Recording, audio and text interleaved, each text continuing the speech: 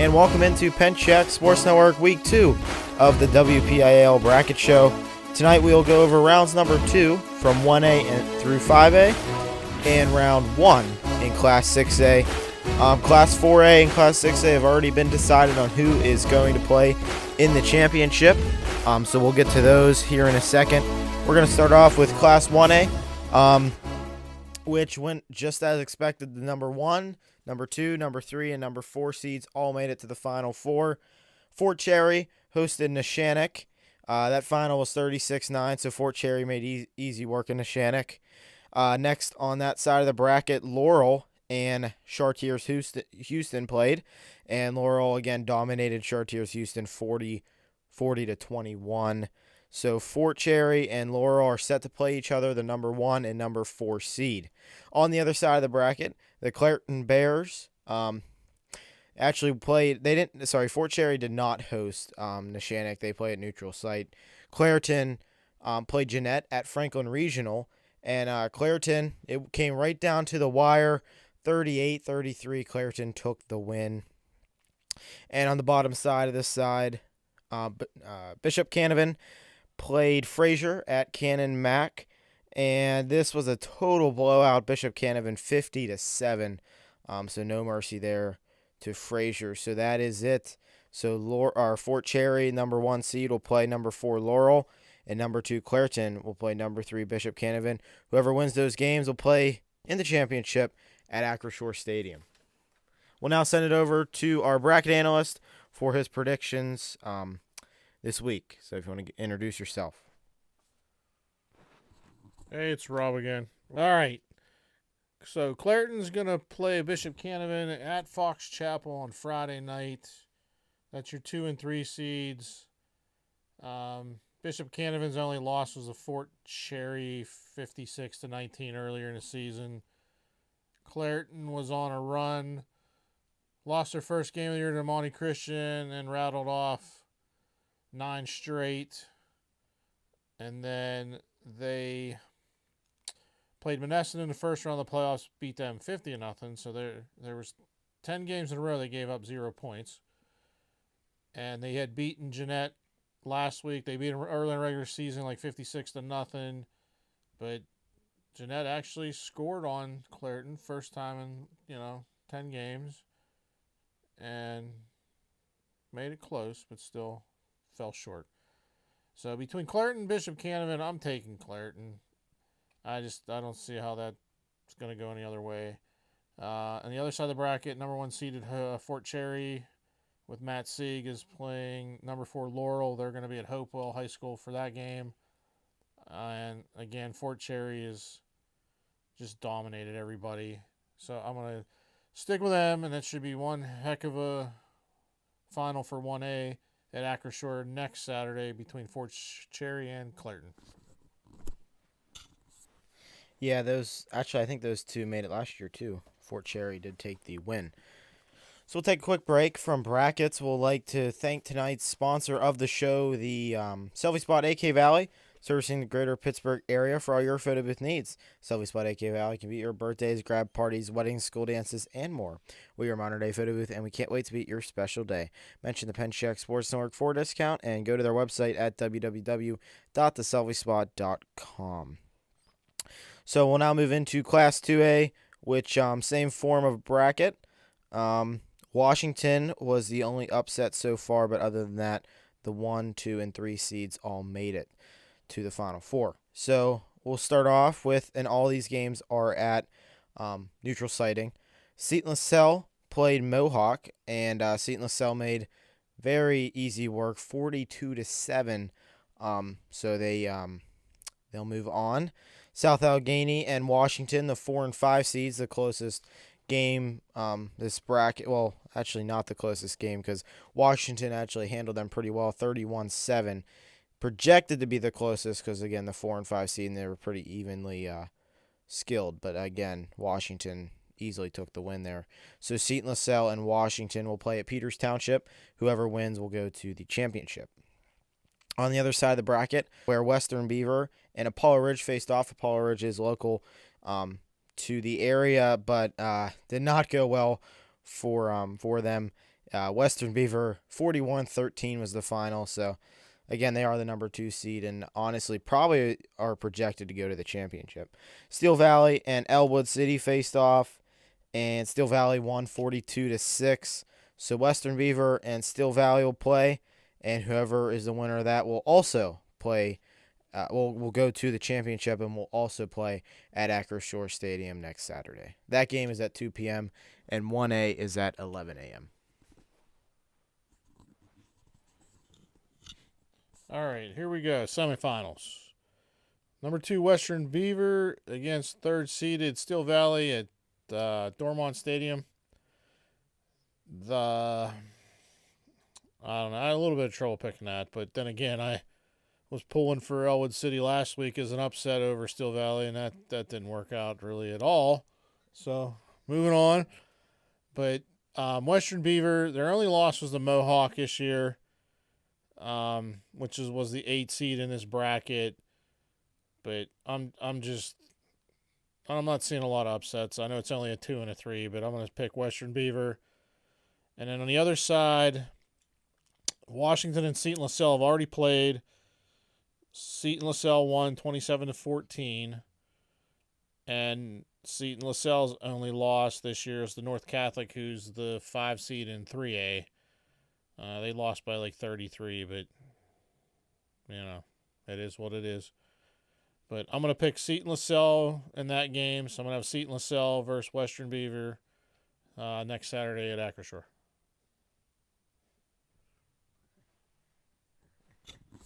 Playing games over here. So if you haven't already saw on the Instagram, the Penchak Sports Network merchandise drop is officially live. You have until November 26th. So I mean, almost the entire month of November, and then from there it'll be another 2 to 4 weeks until your merchandise is out to you. But check it out. Go to the Instagram. It has the link. It's also in the Instagram bio and on the website and on YouTube. So you can easily find the form. It is only cash, so there is no online. It was too hard to work the logistics of that. So check it out, and t-shirts, sweatshirts, nothing crazy. We'll move into Class 3A, which this one, again, there was one, I guess you call it an upset, but it's the same 4-5 seed. So, but we'll start off with Avonworth and Freeport. So, that game didn't go as planned for Avonworth, 56-7. So Avonworth will move on, but Avonworth is a really, really good team, so not shocked about that score. Then the number 4 Elizabeth forward, what are they? Are they just the Indians? I believe so. Okay, so the number 4 Elizabeth forward Indians and the number 5 North Catholic Trojans faced off, and North Catholic, it was a very high-scoring game, 55-32, but comfortable amount to win by. But again, very high-scoring game. That'd be a really good mascot fight. What, Trojan and an Indian? Yeah, that would be. Except he'll probably never see it But that actually would be kind of cool. And then Amani Christian and Hopewell, the 2 and 10 seed, and Amani Christian 59-21. So another high-scoring game. But Amani did make easy work of them. And then number 3, Central Valley, and number 6, Highlands. Didn't go as planned for Highlands. They are kind of local near here, and they kind of had a shot, but that shot was taken down. 34-10, Central Valley took it. So Avonworth, number 1 seed, and number 5, North Catholic will face off. And number 2, Amani Christian, and number 3, Central Valley will face off. And the winner of those will also play at Acroshore. But that is more prime time at 5 o'clock. So that is all the updates. All right, 3A semifinals. Second seeded Amani Christian is taking on Central Valley at Montour High School. I thought about this one for a while. I was going to pick Central Valley, but I was looking back at Amani's stats and games and everything, so I'm going to pick them in that one. And then Avonworth and North Catholic, 1 and a 5 seed. Avonworth already beat North Catholic this season, 42-10 at J.C. Stonefield down there in North Park. because North Catholic does not have a stadium on their campus out in Cranberry, which is strange to me because they've got Rooney money, and we know the Rooneys have not put money in a second wide receiver for the Steelers this year. So there's money laying around to pop a stadium up. But I'm picking Avonworth. And then it's going to be Avonworth and Amani, which should be another great title game. So far, the WPIAL, not that it's hard to figure out who the 1, 2, and 3 seeds are really anymore because it's pretty standard. They're going to end up in the finals. But that's where we're at. And the another announcement before we move to actually we'll move to 6A. We'll come back to 4A, 5A. So we are again doing the We Serve First All-Star Classic. That's how you say it. We did last year. I thought it went great, and we're doing it again this year. That is on December 7th. It is a Saturday. It'll be last year was a 5-hour live stream, so definitely a long one. But it's all volleyball, and then there is a tournament or a bracket playoff at the end. So kind of cool, but it's a little long.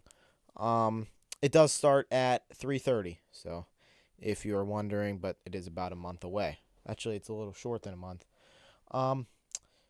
But here is 6A, which this is a really big bracket. Might take me a second. Central Catholic and Cannon Mac, the number 1 and number 4 seed. Central Catholic destroyed them 44-7. I'm shocked Cannon Mac even got a touchdown. And then North Allegheny and Norwin, which I was really pulling for Norwin, but that simply did not happen. North Allegheny took the win 35-17. In my Central and North Catholic will play in the championship at Pine Richlands at 6:05. Not sure why they didn't make it 6. Not sure why we had to go 6:05, but maybe it was a typo. At this rate, if you're Central Catholic, the question is how far can you go into because the WPIAL championship for Central Catholic is pretty much already confirmed. Now it's how far can you go into states is where I see them at. But yeah, that's 6A. This will be super fast. Central's going to beat NA. Already happened once this year. It's going to happen again. They're loaded. They'll be fine till they probably get to the state finals. I can't think of another Catholic school in 6A on our side of the state that could beat them. But I don't know if St. Joe's Prep made it this year, but that's usually the team nobody wants to play because they, how do you say it? They have kids from New Jersey, New York, Maryland, D.C., Philly, and they all go to that high school. And a lot of them are like former NFL guys. Like Marvin Harrison's 2 boys went there. Well, the one's still there. I think he's a junior this year. And then obviously Marvin Harrison Jr.'s with the Cardinals. But they got a terrible quarterback. That poor kid. He's a good wide receiver. He just needs a better quarterback. Kyler Murray is just And there's talk of him coming to Pittsburgh. Please don't.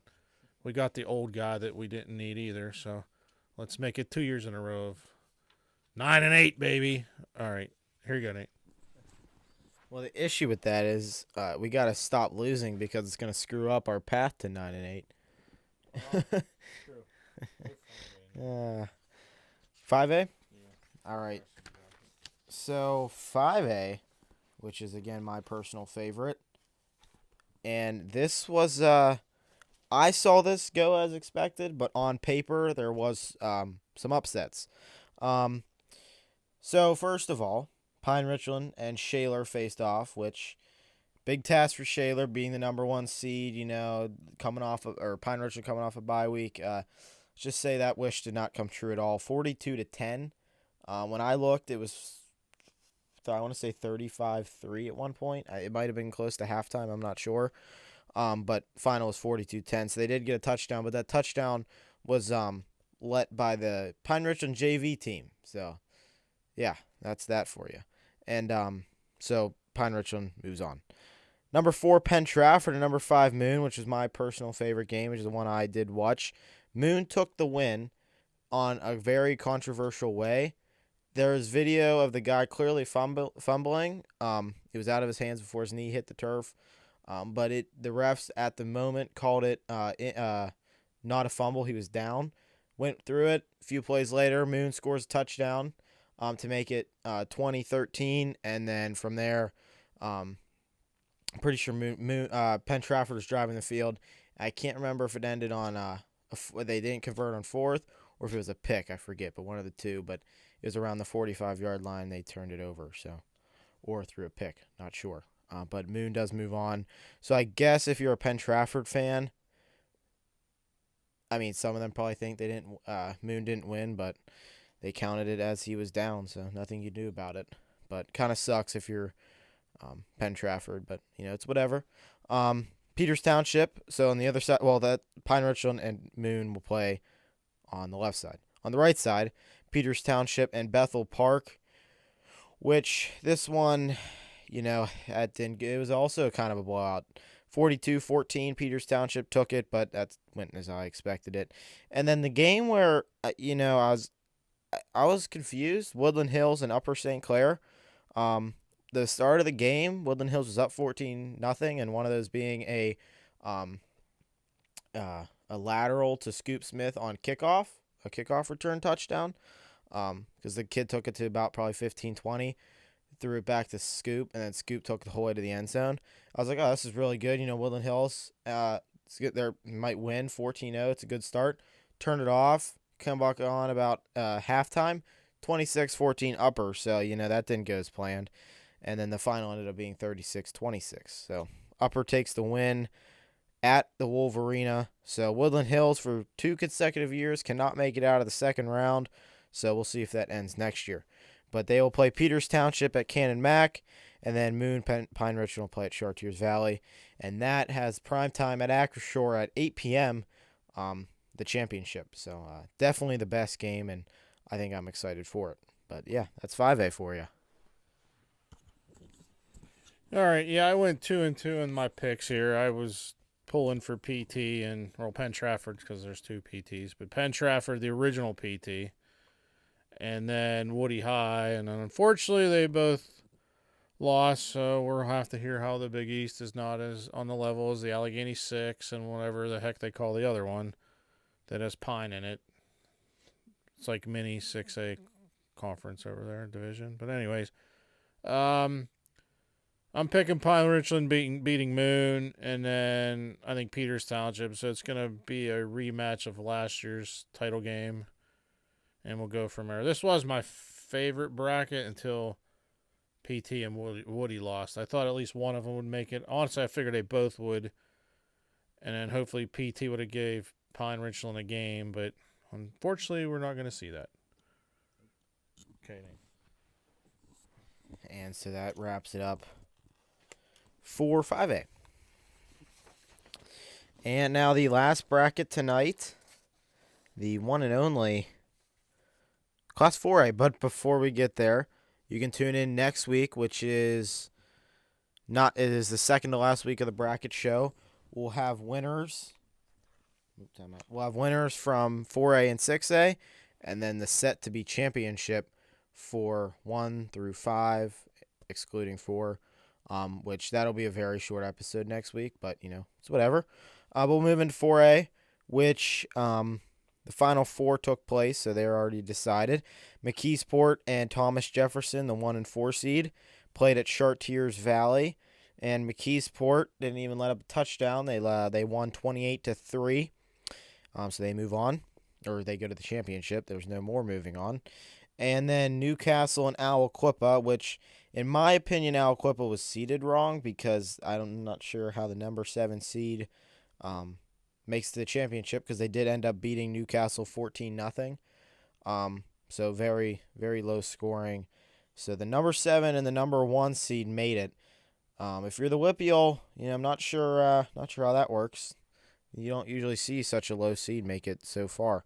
But McKeesport and Aliquippa will play at Pine Richland at 12:05. So it is probably a 3-hour difference between both 4A and 6A. All right. Well, Nate, the reason Aliquippa was seeded 7th, this is just my opinion, is the WPIAL and the PIAA are out to get Aliquippa. Last few years, they've just been total. Oh, I shouldn't. I can't say that on here. I'll get beeped. But anyways, the Bob Lombardo, who's like the PIAA, czar and dictator, whatever you want to call him, is retiring. So thank God, because he's like an angry little bald-headed guy. He's kind of annoying. But they're always out to turn the screws out of Aliquippa because those kids just win. Like it's the area. I don't know what goes on. I don't know.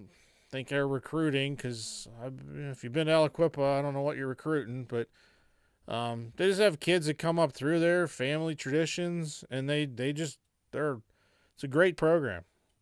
They now have Heinz Field because we don't have it in the big place anymore, but and they're like a single A school, maybe on the verge of a double A school, but they're playing up in 4A. Like, and what happened was the PIA wanted to move them up to 5A.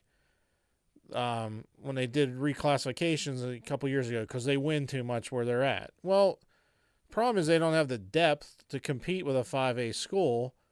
So, I mean, you go 11 on 11, they can play with anybody, in my opinion. 6A would be a little rough because you got Central and NA, and they always used to have really, really big, quick linemen. They've got great coaches up there at those programs. So, I think 4A is enough, but they keep winning. I'm going to not pick them because I like McKeesport. I like their running back. I like their coach. And it's time for them to win a title. Aliquippa's already got like 20 some or something. I think I got 20. It's crazy.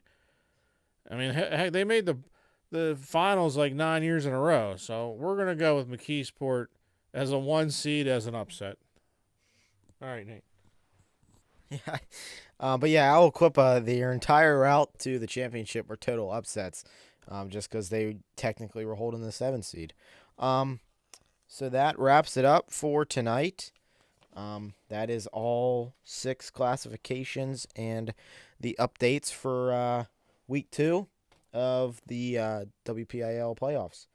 But that about does it here. Any more send-off remarks? No, we're good. All right, well, we'll catch you next week. And that about does it here. It's been Nate. And Rob. And we'll see you next time.